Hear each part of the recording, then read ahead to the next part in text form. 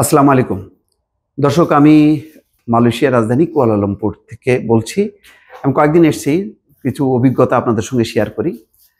তো যেখানে এখন কথা বলছি আপনাদের সাথে, সেখানে পাসপোর্ট হচ্ছে, স্কেল এটি করছে এবং প্রচুর মানুষের ভিড় কয়েকদিন ধরে দেখছি। নানা পেশার মানুষ আসছে, বাংলাদেশি প্রবাসী যারা আছেন তারা। তো আমার সাথে একজন এখন এই মুহূর্তে উপস্থিত আছেন, দেখতে পাচ্ছেন। তিনি এখানে শিক্ষকতা করেন, অনেক তার অভিজ্ঞতা। তো এই অভিজ্ঞ মানুষগুলোকে তো আসলে আমরা পাই না। সাধারণত প্রবাসে যারা থাকেন ম্যাক্সিমামই তারা হচ্ছে কর্মজীবী, সাধারণত অন্য পেশার ভালো কোনো পেশা বা যাদের দক্ষতা আছে, শিক্ষা দীক্ষা সেই রকম পেশার মানুষ কিন্তু সংখ্যা কম।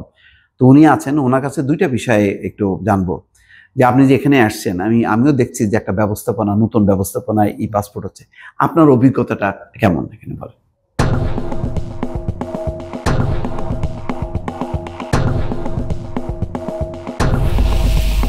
আমি ডক্টর ক্যাপ্টেন রেজাউল করিম চৌধুরী।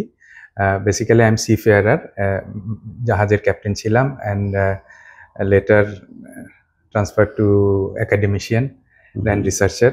আমি ইউএমটি ইউনিভার্সিটি মালয়েশিয়া তেরেঙ্গানুতে অধ্যাপনা করছি এবং কত বছর থেকে? আমি এই দেশে ওই ইউনিভার্সিটির সাথে বিগত 5 বছর ধরে আছি। প্রথমে আমি আমার পিএইচডি করেছি, that was my second PhD at UMT, and এরপরে আমি ওখানে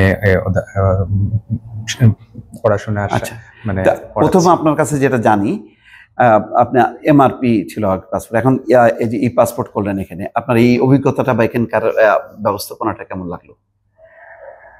Alhamdulillah, I would say very much appreciable, and it was good, very good and outstanding experience coming here. এর আগে যখন আমরা পাসপোর্ট বা অন্য যে কোনো কাজে এমবেসিতে গিয়েছি, তার চাইতে এখানে আমি বলবো যে ব্যবস্থাপনা is much better. I could see transparent and cooperative এবং looking after the welfare of the people. আমার কাছে ভালো লেগেছে, and I was very satisfied to visit this office, এবং it was matter of proud.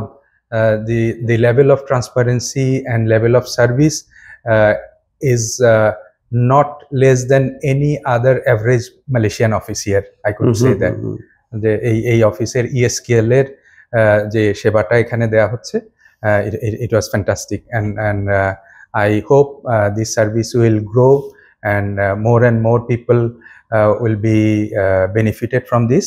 এবং বাংলাদেশিরা যে ভালো ব্যবস্থাপনা করতে পারে এবং বাংলাদেশিদের জন্য যে ভালো সার্ভিস থাকতে পারে, সেটার একটা মডেল বা উদাহরণ হিসাবে আমরা এটাকে মনে করছি। এবং আমি ESKL এর ম্যানেজমেন্টকে ধন্যবাদ জানাচ্ছি for running this transparent, efficient and cooperative service. Good, thank you.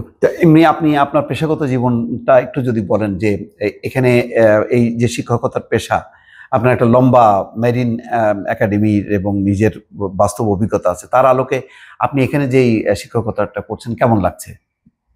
ভালো মন্দ যাই হোক না। আলহামদুলিল্লাহ, দিস ইজ গুড। বেসিক্যালি যেহেতু আমি সিফেয়ারার ছিলাম, almost all part of the world I have visited. এটাও পার্ট অফ অভিজ্ঞতা। আমি এর আগে সিঙ্গাপুর টেকনোলজিস মেরিটাইম এডুকেশন ট্রেনিংয়ে শিক্ষকতা করেছি, এবং বাংলাদেশে বঙ্গবন্ধু মেরিটাইম ইউনিভার্সিটি, যেটা পরবর্তীকালে এখন বাংলাদেশ মেরিটাইম ইউনিভার্সিটি হয়েছে, সেখানেও আমি শিক্ষকতা করেছি। সো মালয়েশিয়াতে শিক্ষকতা also another added experience for me.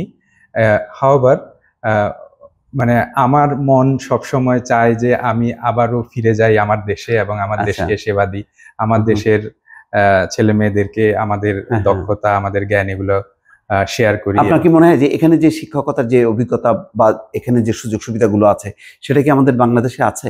এটা একটা খুব ভালো এবং গুরুত্বপূর্ণ প্রশ্ন। যে শিক্ষা জাতির মেরুদণ্ড এবং উচ্চ শিক্ষা হচ্ছে শিক্ষার মাথা। সুতরাং উচ্চ শিক্ষায় আরো বেশি ইনভেস্ট করা আমাদের জন্য প্রয়োজন, বিশেষ করে গবেষণায়। হ্যাঁ, বাংলাদেশ যদি R&D তে রিসার্চ অ্যান্ড ডেভেলপমেন্টে যদি আরো বেশি বিনিয়োগ করতে না পারে, তাহলে কম্পিটিটিভনেস ইন সাস্টেইনেবল ওয়ার্ল্ড এটা অ্যাচিভ করতে পারবে না। আমরা হয়তো অন্যদের টেকনোলজি কিনে বা ব্যবহার করে চলতে পারবো, that will give us A ordinary life, কিন্তু প্রাউড নেশন হিসাবে নিজেদের কিছু করার জন্য অবশ্যই আমাদের R&D তে ইনভেস্ট করতে হবে। এটাই হচ্ছে আমার পরামর্শ সবার জন্য। দর্শক দেখলেন যে বিদেশে ওনার শিক্ষকতা জীবন এবং অভিজ্ঞতার আলোকে উনিও কন্ট্রিবিউট করতে চান লম্বা সময় বিদেশে, এবং তার অভিজ্ঞতা, সেই অভিজ্ঞতার আলোকে সবারই কিন্তু আসলে শেষ পর্যন্ত দেশে তারা তাদের অভিজ্ঞতাটা কাজে লাগাতে চান। তো দোয়া করি যাতে ওনার এই বক্তব্য উনি যাতে দেশে ফিরে বাংলাদেশের যাতে তার যে অভিজ্ঞতাটা সেটা কাজে লাগাতে পারে, সেই প্রত্যাশা আমরা করছি। দর্শক ভালো থাকবেন, আল্লাহ হাফেজ। ধন্যবাদ সবাইকে, আসসালামু আলাইকুম।